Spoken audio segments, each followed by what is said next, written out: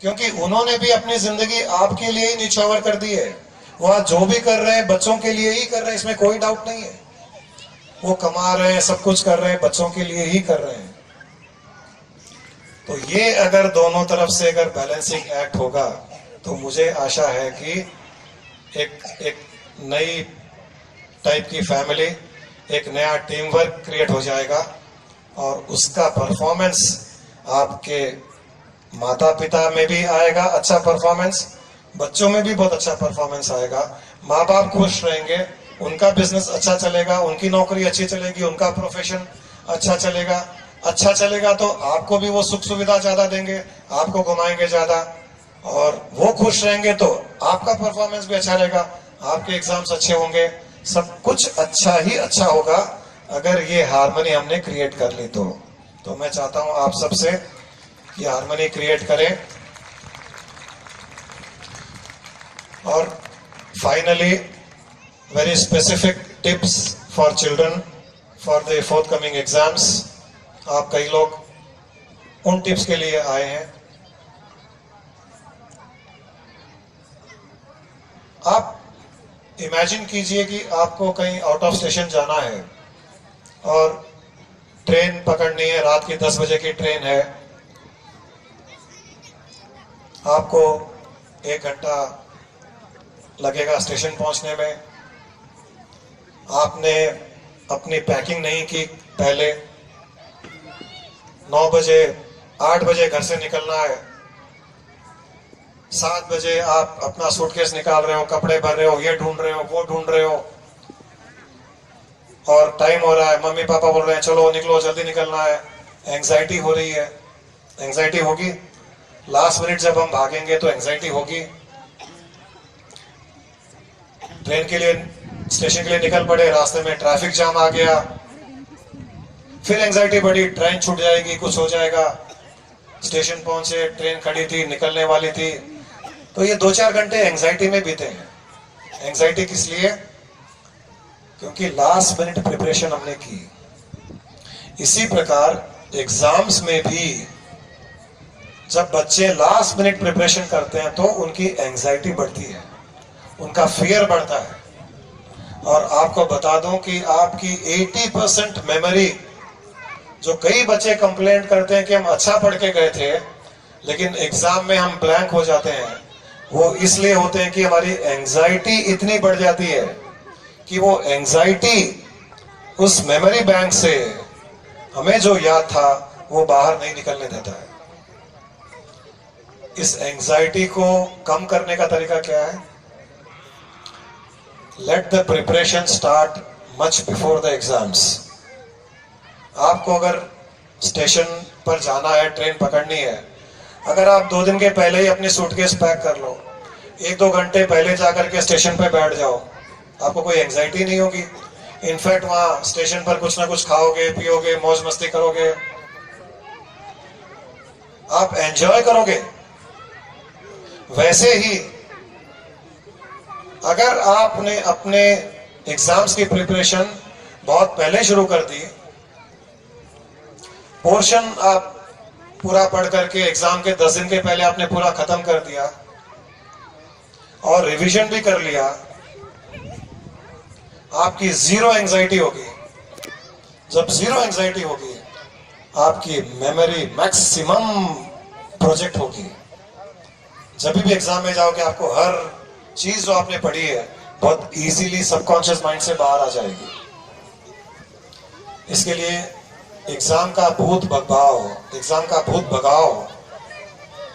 इसका first rule है, let the preparation for exams begin much in advance. आप 2-3 महीने पहले अपनी प्रिपरेशन शुरू कीजिए। इसका यह मतलब नहीं है कि 3 महीने पहले, 2 महीने पहले टेंशन ले लो, मैंने ये नहीं कहा है। प्रिपरेशन शुरू करनी है 2-3 महीने पहले। उसका मतलब ये है कि एक शेड्यूल बना ले, 3 महीने पहले एक शेड्यूल बना ले कि रोज आपको पढ़ना 1 घंटा ही है। मैं नहीं कहता हूं कि 6 घंटे पढ़ो, मैं तो एडवोकेट ही नहीं करता हूं कि घर पर पढ़ना चाहिए, फिर भी मजबूरी है, पढ़ना पड़ेगा। 3 महीने पहले शेड्यूल बना लीजिए, कौन से सब्जेक्ट्स, कौन से चैप्टर्स कब कब आपको पढ़ना है, पूरे चैप्टर्स पूरे सब्जेक्ट्स उस शेड्यूल में कवर हो जाए और वो शेड्यूल ऐसा हो कि एग्जाम्स के 10-15 दिन के पहले ही आपकी स्टडीज कंप्लीट हो जाए। नंबर 1, इसका मतलब है आप घूमने जाने वाले हो, आप 2-4 दिन के पहले ही आपने पैकिंग कर ली, अब कोई टेंशन नहीं, कुछ भूले नहीं, आप चप्पल नहीं भूले, जूते नहीं भूले, हैट नहीं भूले, सनग्लासेस नहीं भूले, कुछ नहीं भूलोगे। तो first is prepare a study schedule. Number 2, last exams के 10 दिन केवल और केवल रिवीजन में यूज कीजिए, नए सब्जेक्ट्स को पढ़ने में यूज मत कीजिए कभी भी। 10 days, last 10 days should be only used for revision and nothing else. Number 3, last 3 days में कभी भी कोई नया सब्जेक्ट नया चैप्टर मत पढ़िए, उसमें एक बहुत बड़ा रिस्क हो जाता है। नया सब्जेक्ट नया चैप्टर पढ़ोगे, किसी कारण से याद नहीं रहा, वो टफ लगा और एक फियर क्रिएट हो गया अंदर, एक सब्जेक्ट एक चैप्टर का फियर आपके 80% पढ़ाई पे पानी फेर देगा। जो अच्छा पढ़ा हुआ है वो भी भूल जाओगे आप। तो लास्ट 3 days में वो भी मत कीजिए।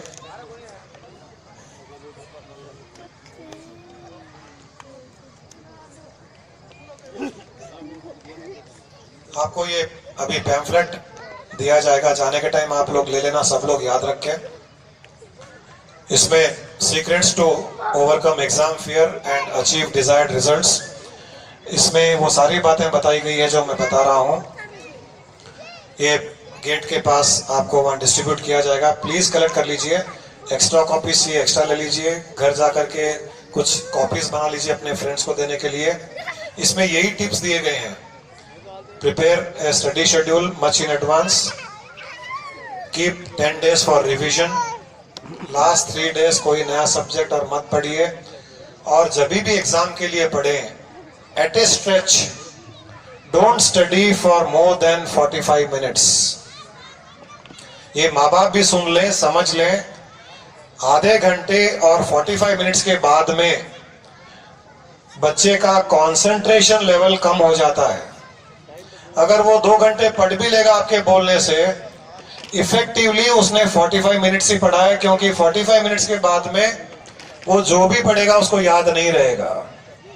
केवल और केवल आपको दिखाने के लिए पढ़ भी लेगा, उसके दिमाग में कुछ नहीं जाएगा। इसलिए don't study for more than 45 minutes at a stretch. Take a break, 45 minutes पढ़िए, ब्रेक लीजिए, टीवी देख लीजिए, व्हाट्सएप खोल लीजिए, कंप्यूटर पे जाइए, नेट देखिए, जो करना है कीजिए आप आधे घंटे के लिए। और मैं माँ बाप से रिक्वेस्ट करता हूं कि उस टाइम में बच्चे को मत कहिए कि तू आजा पढ़ ले वापस बैठ जा, उसको जो करना है करने दीजिए। वो इसलिए कि जैसे हम लोग खाना खाते हैं, खाना खाने के बाद में हमको जब वापस खाना खाना है तो हम टाइम गैप देते हैं 3-4-5 घंटे। किस लिए देते हैं? कि वो जो खाना खाया हुआ है वो डाइजेस्ट हो जाए। पढ़ाई में भी, स्टडीज में भी माइंड को डाइजेस्ट करने के लिए टाइम चाहिए। ये एक बहुत बड़ा सीक्रेट है जो शायद कई बच्चों को भी पता नहीं है। बच्चे भी कई स्टूडियस बच्चे होते हैं, 2-2 घंटे 4-4 घंटे कंटिन्यूस पढ़ते हैं। वो मत कीजिए। वो not more than 45 minutes at a stretch. Take break, 10 minute 15 minute 20 minute. फिर आपको लगे कि माइंड फ्रेश है, आधा घंटा ब्रेक लीजिए, आपको लगे कि माइंड फ्रेश है, फिर जाकर के पढ़िए। और डरिए मत कि 2 स्टडीज के बीच में बच्चा टीवी देखेगा, कंप्यूटर देखेगा, व्हाट्सएप देखेगा तो वो उसमें एग्रॉस हो जाएगा। नहीं होगा। वो उसका माइंड एब्जॉर्ब कर रहा है, सबकॉन्शियस माइंड में जो उसने पढ़ा है वो मेमोरी बैंक में जा रहा है उस टाइम में, और वो नेक्स्ट स्टडी शेड्यूल के लिए तैयार हो रहा है। वो ये बहुत इंपॉर्टेंट है। इसके बाद में एक बहुत बड़ा इंपॉर्टेंट पॉइंट ये है बच्चों के लिए है कि कभी भी अपनी प्रिपरेशन, अपनी एग्जाम की प्रिपरेशन अपने फ्रेंड्स के साथ में कंपेयर मत कीजिए। हेलो, कितना पढ़ लिया? अरे मैंने तो पूरा पढ़ लिया तूने। अरे मेरा तो आधा भी नहीं हुआ, गए काम से। जो आधा भी पढ़ लिया वो भी भूल जाओगे इस टेंशन में कि उसने पूरा पढ़ लिया। और मैं आपको बता दूं, जो कहता है मैंने पूरा पढ़ लिया, उसने 1/4 भी नहीं पढ़ा है। वो तो इंप्रेशन मारने के लिए, क्योंकि मम्मी पास में बैठी थी। उसने अपने इंप्रेशन के लिए आपको बोल दिया पूरा पढ़ लिया, आपने सुन लिया पूरा पढ़ लिया, आपने आधा ही पढ़ा, और आपको एक इन्फिनिटी कॉम्प्लेक्स डिप्रेसिव फीलिंग आ गई। उसने पूरा पढ़ लिया, उसको ज्यादा मार्क्स आ जाएंगे, मैं क्या करूंगा, मेरे पास टाइम नहीं है, ये नहीं है, वो नहीं है। एंजाइटी क्रिएट हो गई, जो पढ़ लिया बेकार गया। Don't compare, don't share your preparation with others. हाँ, कोई आपको फोन करे तो आप भी ऐसे ही बोलिए मैंने पूरा पढ़ लिया। अब उसकी प्रॉब्लम है, वो डिप्रेसिव हो जाए तो उसको बोलिए कि यहाँ गुरुजी के पास चला जाए।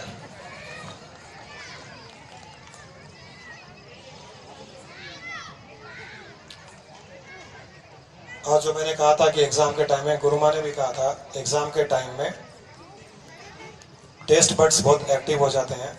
बच्चों पर खाने पीने का खास करके बहुत ध्यान रखिए। मैं आपको एक स्ट्रेटेजी बताता हूं जो हमने फॉलो की थी। मेरा लड़का 10th क्लास में, आज से 20 साल पुरानी बात है, बोर्ड एग्जाम 3 महीने बाद था। उसने बोला मैं बोर्ड एग्जाम नहीं लिखने वाला हूँ। He was not a good student, वो अच्छा स्टूडेंट नहीं था। 6 सब्जेक्ट में 4 सब्जेक्ट में प्री फाइनल्स में फेल हो गया था। प्रिंसिपल ने भी हमको कह दिया था कि इसको हम एग्जाम में नहीं बैठने देंगे। मैंने कहा कि वो आप मुझ पे छोड़ दीजिए, एग्जाम में बैठेगा वो। हमने डिसाइड किया आपस में, एक स्ट्रेटेजी डिसाइड की हमने, जो मैं आप लोगों को बता रहा हूं। नॉर्मली मम्मीज, वो मम्मी नहीं, वो 2000 साल पुरानी वाली डेड बॉडी। वैसे ये मम्मीज भी वो मम्मीज के बराबर ही होती है। पुराने ख्याल, पुराने तरीके, हम ऐसे करते थे, हम ऐसे पढ़ते थे, मैं 4 बजे उठती थी, मैं ये करती थी। मोस्टली वो मम्मीज जो बहुत अच्छी स्टूडेंट रह चुकी है, उनके बच्चों की तो रियल में हालत बहुत खराब होती है, मैं जानता हूं। पापा तो ज्यादा अच्छे स्टूडेंट रहे नहीं होंगे कोई भी, बट लेडीज में कई अच्छे स्टूडेंट्स मिलेंगे, उनके बच्चे बेचारे बड़े दुखी रहते हैं। अरे इन्होंने क्या अच्छा पढ़ लिया अपने जमाने में। अब सही कहा किसी ने, उस जमाने में न स्मार्टफोन था, न कंप्यूटर्स था, न और कोई ये मल्टीप्लेक्सर्स थे, कुछ नहीं थे। स्ट्रेटेजी ये है, हम दोनों ने डिसाइड किया था कि 3 महीने बोर्ड एग्जाम तक सारी पढ़ाई की स्ट्रेटेजी मेरी होगी, और गुरुमा का काम था खाली खाना पिलाना, अच्छा बनाना, हर आधे घंटे से बच्चे को कुछ ना कुछ पूछना, उसकी पसंद की चीज बनाना। और स्ट्रेटेजी में ये भी था कि जब भी मैं मेरे बच्चे के साथ में बैठा रहा हूं पढ़ाने के लिए, आप बीच में आना और कहना कि आप क्या कर रहे हो, बच्चे को मारोगे क्या, कितना पढ़ाओगे इसको। बच्चा कंफ्यूज हो जाएगा। 10 साल से तो मम्मी बोल रही थी कि पढ़ो पढ़ो, आज मम्मी बोल रही है कि मत पढ़ो, तो मम्मी के लिए एक रेस्पेक्ट जाग जाएगा। बाप को तो तरीके आते हैं हैंडल करने के, कोई इशू नहीं है। थोड़े जेंट्स या फादर्स दुनिया में एक्सपोज्ड है, इसलिए उनको तरीके आते हैं। एम्प्लॉयज को संभालते हैं, कस्टमर्स को संभालते हैं, सप्लायर्स को संभालते हैं, तो बच्चों को भी संभालना आता है। ये 3 महीने हमने जो स्ट्रेटेजी की, उसका रिजल्ट ऐसा था कि हमारा बच्चा बहुत ही अच्छा परफॉर्म किया 10th में। जो 4 सब्जेक्ट में प्री फाइनल्स में फेल हुआ था, मैं उसको लेके बैठ जाता था, मैं पढ़ता था। कई बार वो सो जाता था। जैसे मैं लोगों को कहता हूं कि सत्संग में आ जाया करो, शरीर को यहां पटक दिया करो, फिर सो भी जाओ। सोए हुए को कैसे ज्ञान देना मुझे आता है। उसको भी मैं हंसी मजाक करते हुए, खेलते हुए उसको पढ़ा देता था। फिर थोड़ी देर के ब्रेक लेता था, उसके साथ क्रिकेट खेलता था।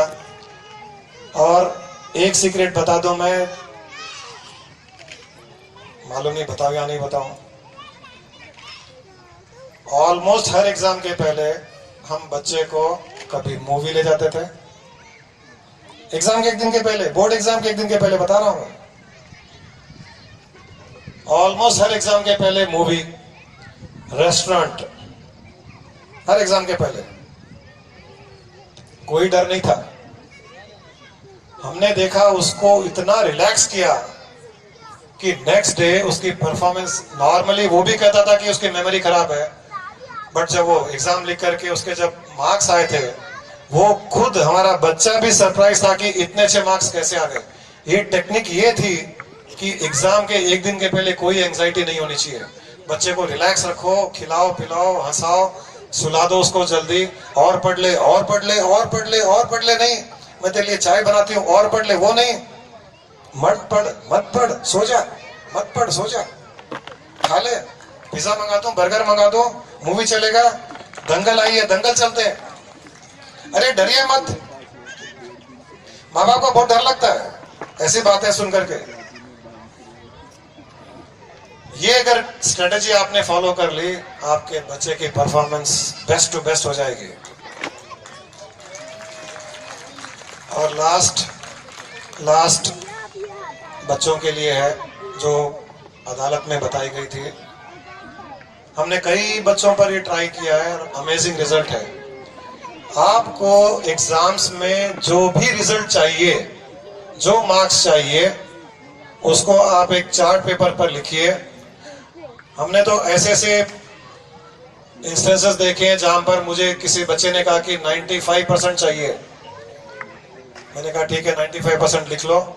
जिसको 40s में मार्क्स आते थे, उसने मेरा टेस्ट लेने के लिए, मेरा बोर्ड एग्जाम लेने के लिए, जिसको 40 आते थे उसने कहा 95 चाहिए, क्योंकि मैंने गारंटी दिया था कि तुम जो सोचोगे वो मार्क्स आएगा तुमको।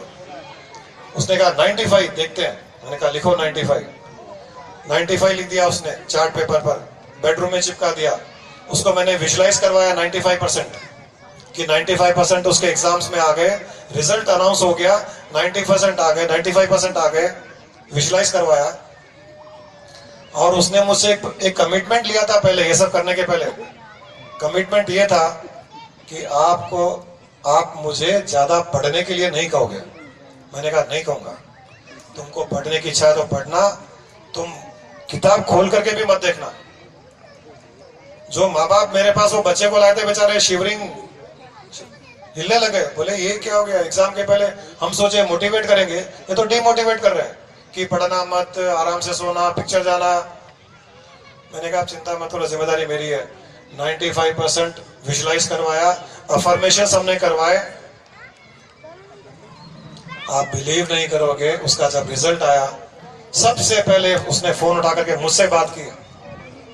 बोला गुरुजी कैन यू बिलीव? मैंने कहा I know I will believe, you tell me. उसने कहा 94.8% आया उसको। उसने कहा I can't believe even now. बोला रिजल्ट मेरे पास में है, मेरा स्कोर शीट मेरे पास में है, मैं अभी भी बिलीव नहीं कर सकता कि 94.8 मुझे आए हैं। मुझे 40s आते थे, केवल आपकी टेक्निक्स। और मैं बता दूं, जब उसको फोर्स नहीं किया गया, उनके पेरेंट्स को भी बोला गया था कि फोर्स मत करना। मुझे 10 दिन के बाद में पेरेंट्स ने फोन करके बोला कि कमाल हो गया, मेरा बच्चा आजकल तो रात में 2 बजे उठ जाता है, पढ़ने लग जाता है। वो जब हमने विजुअलाइजेशन करवाया, वो सबकॉन्शियस माइंड में जाकर के ऐसी प्रोग्रामिंग करता है माइंड में कि 95 आने के लिए उसे क्या क्या चाहिए, कितनी मेमोरी चाहिए, कितना इंट्यूशन पावर चाहिए, कितना कंसंट्रेशन चाहिए, हर चीज वो सबकॉन्शियस माइंड प्रोवाइड करती है। बाहर से लेने की आवश्यकता ही नहीं है, केवल विजुअलाइजेशन से। तो ये हमने करवाया, आप भी कीजिए। Decide what you want, right down that on a chart paper, declare that percentage to your parents, to your friends, to your teachers. और वो अगर हंसे तो हंसने दीजिए। 40% आने वाला जब कहेगा 95 आएगा, तो सबसे पहले माँ बाप ही हंसेंगे। हंसने दीजिए, क्योंकि 95 आने के बाद में आप हंसोगे, वो रहोगे। धीरूभाई अंबानी का लाइफ में केस ये था कि वो 7th स्टैंडर्ड पढ़ा हुआ था, गरीब था, कोई रिसोर्सेस नहीं थे। एक पेट्रोल पंप में नौकरी करता था, पेट्रोल भरता था वहां पर। और उन दिनों में 50 रुपए की नौकरी थी उसकी, धीरूभाई अंबानी की। और वो सबको कहता था कि एक दिन ऐसा आएगा जब ये पेट्रोल डीजल मेरी फैक्ट्री से आएगा, उसके साथ में जो दूसरे काम करने वाले लेबर थे हंसते थे। बड़े बड़े टैंकर से पेट्रोल डीजल आता था। इंडियन ऑयल कॉर्पोरेशन, एचपी बोलते थे, इंडियन ऑयल कॉर्पोरेशन तेरे को मालूम है कितने करोड़ की है? बोला करोड़ क्या होता है वो भी नहीं मालूम धीरू भाई अंबानी को कि करोड़ किसे कहते हैं। ऑयल रिफाइनरी में पेट्रोल बनता है वो भी नहीं मालूम उसे। टेक्नोलॉजी का पता नहीं, पैसे नहीं, रिसोर्सेस नहीं, लेकिन सबको कहता था कि एक दिन मेरे पेट्रोल पंप, मेरी फैक्ट्री से ये पेट्रोल आएगा, मेरी फैक्ट्री से डीजल आएगा। और वो पेट्रोल पंप का ओनर तो डांटता था, तो ये सब बड़ी बड़ी बातें मत कर, ये हवाई पुलाव मत बना, काम कर। परंतु उसने लोगों के हंसने पर अपना ड्रीम नहीं छोड़ा, कभी नहीं छोड़ा उसने।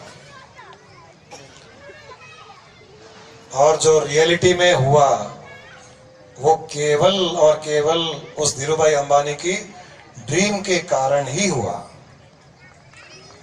सारे पेट्रोल पंप में रिलायंस का पेट्रोल भी आता है, डीजल भी आता है।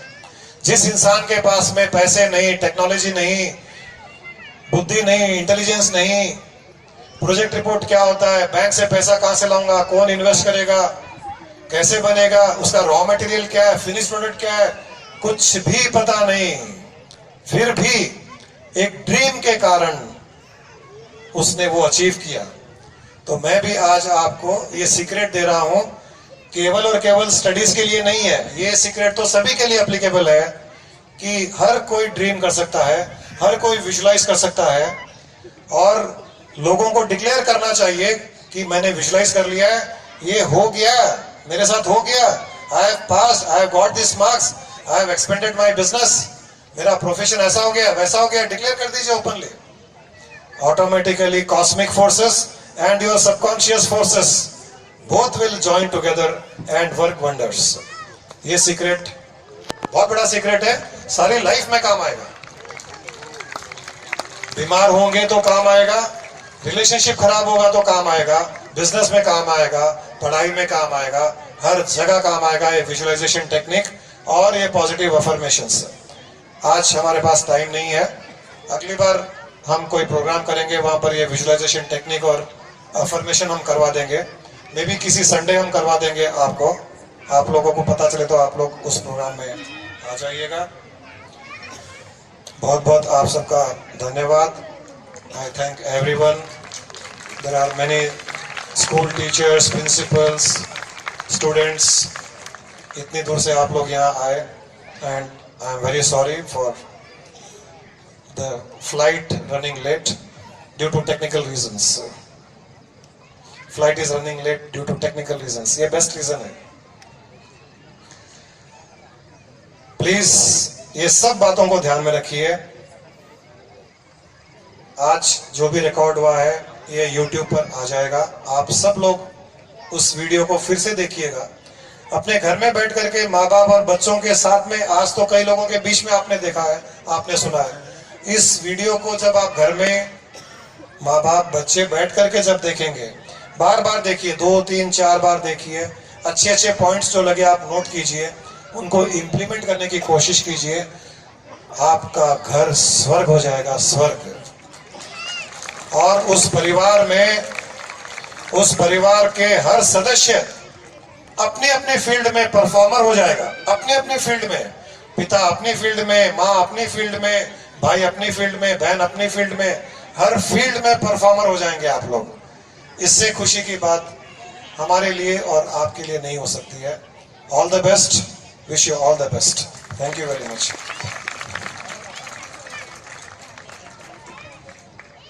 गुरुजी गुरु माँ, आज आपसे ये सीक्रेट्स और ज्ञान पाकर लगने लगा है कि अब लाइफ सही में जीने का आनंद आएगा। अब तक हम इस एंजॉयमेंट के फ्लेवर को मिस कर रहे थे अपनी लाइफ में, और सही में सच में ऐसे ही लग रहा है कि काश हम फिर से स्कूल में चले जाएं और दोबारा से एग्जाम लिखें, और इस बार गुरुजी के कॉन्सेप्ट्स को अप्लाई करते हुए एग्जाम्स लिखें। किस तरह स्मार्ट वर्क ही हार्ड वर्क है ये हमने समझा आज। और आज के बाद इसी स्मार्ट वर्क को अपने लाइफ में अप्लाई करेंगे। इसी तरह गुरुजी गुरुमाँ का ज्ञान अब हम कभी भी किसी भी समय YouTube द्वारा गुरुजी के सारे सेशंस के वीडियोस देख सकते हैं जो 400 से अधिक हैं, और साथ में टेलीविजन पर भी सत्संग चैनल पर गुरुजी के प्रोग्राम को देख सकते हैं जो Monday to Saturday 9 to 9:20 PM को सत्संग चैनल पर आता है, और एवरी थर्सडे शाम 6 to 7:30 PM होने वाले शंका समाधान सेशन को अटेंड कर सकते हैं जो सिटी में कई वेन्यूज पे होता है, जिसकी इंफॉर्मेशन आपको मैसेज द्वारा दी जाती है। गुरुजी और गुरुमाँ के कुछ और प्रोग्राम के डिटेल्स इस प्रकार हैं। Upcoming programmes February 18th and 19th को स्पेशल 2 days सेमिनार होने जा रहा है यंग प्रोफेशनल्स के लिए इंग्लिश में। Venue Phoenix cultural centre, hi-tech city.